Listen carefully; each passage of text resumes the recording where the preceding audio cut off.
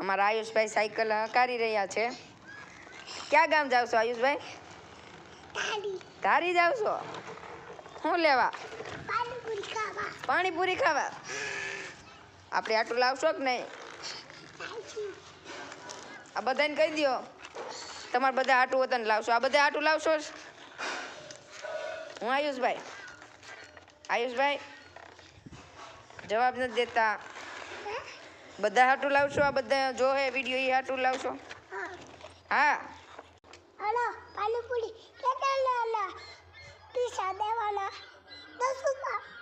20 રૂપિયાની આવે, 10 રૂપિયાની થોડી આવે. નથી દેતા ને 10 રૂપિયાની, એટલે જ કહું 20 રૂપિયાની આવે. પાછા જાવ છો? આ કયું ગામ છે?